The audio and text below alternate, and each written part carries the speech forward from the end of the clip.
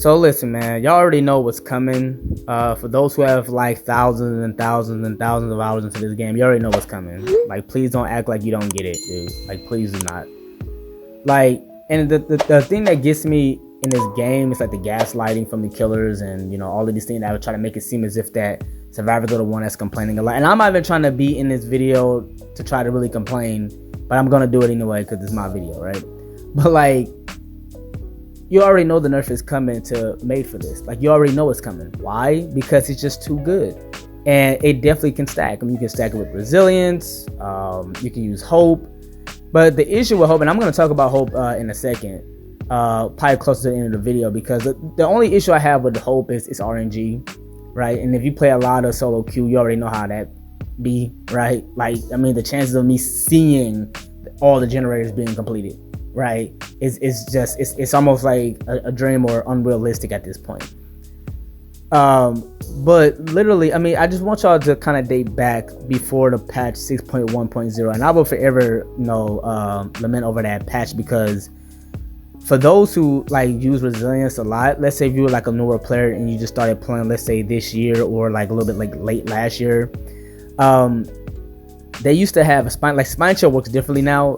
I like the gauge that it shows, like, if the killer's like closer to you or looking at you from a certain distance and stuff like that. You know, like the closer they are, you know, the higher or like the more that red gauge, you know, fills up on the meter, which are and I just saw him fall through. By the way, I know y'all just seen that. But before that, used to be able to use spine chill with it give you like 6% increase with, you know, vaulting as well, as far as sabotaging. We're trying to do a gen, stuff like that, right? But now imagine stacking that with resilience. Now, I'm not trying to make this video about resilience and spine chill, but I want you to understand that they nerfed spine chill to where you no longer can get that 6% when it comes to vaulting, which meant that you used to be able to have 15% total with resilience and spine chill, because resilience already give you a 9% vaulting speed along with others. So imagine being able to fast vault with that. Now imagine having made for this. Imagine being able to move 3% faster with made for this, with the old spine chill at 6%, with resilience still being 9%, that's 15%. And then imagine having hope at the end of the game, right?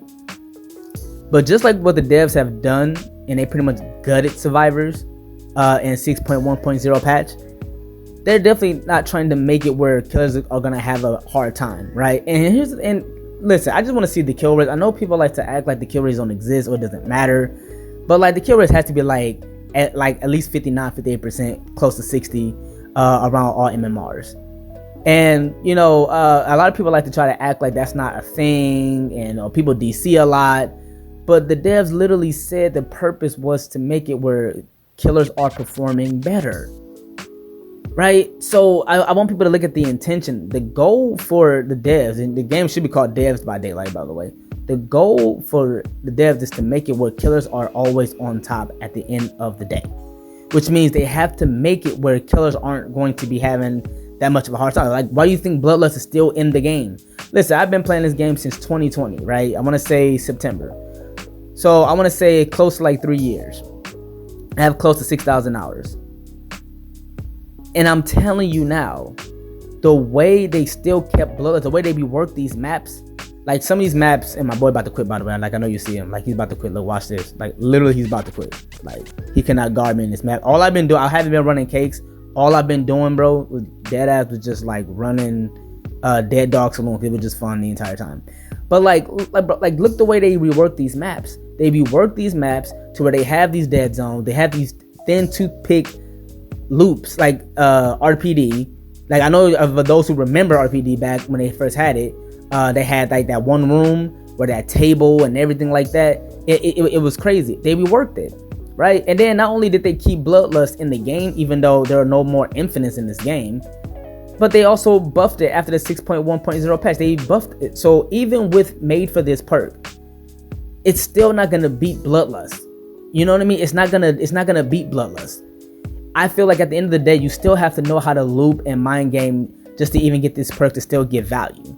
You know, it's not, see, my issue with survivors in this game is that people have this mindset, and my boy still caught me. And look, you see how you still caught me at the end of the day. Like that clown still caught me, right? He still caught up. So it's not like, oh, just because I have resilience and, you know, all that stuff is gonna, you know, help. I have a whole build just to be able to do what I'm doing here.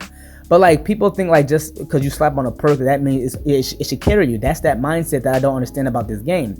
Like, you got people who use Windows opportunity and they just chuck pallets, and then you'll be looking up and you'll be seeing a toggle move because now you can see people when they're in chase, and you'll be like, oh man, this person's the juicer.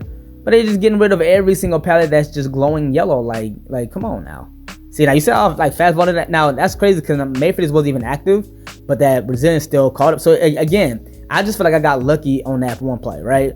But what I'm saying is that same thing with this. Like, I know how to loop. I know the map. It took me a while to understand how to, you know, loop and chain these loops and learn how to run house, you know, Dead Dog Saloon and, you know, Haddonfield and, you know, the other stuff. But again, you still have to understand what you're doing.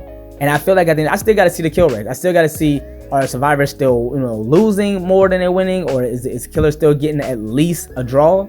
A draw is where a killer for killer at least is where they get 2K. They don't get no more than that, right?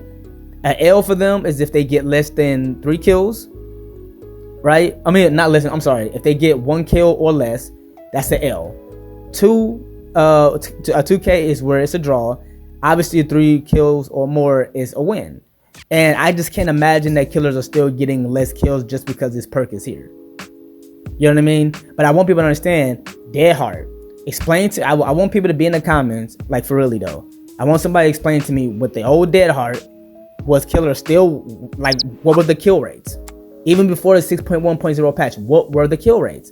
I have to know these things. The only reason why I'm asking these things is because I want people to understand that these perks cannot carry you at the end of the day. You still have to know what you're doing. But listen, please let me know what you guys think in the comment section. I love these type of discussions. I'm gonna try to be more consistent on my uploads and stuff like that. But yeah, bottom line, the perk will be nerfed soon, so just try to have fun with it as much as you can. But hey, it's your boy Libra got 90. It's been fun. I'm out, and peace.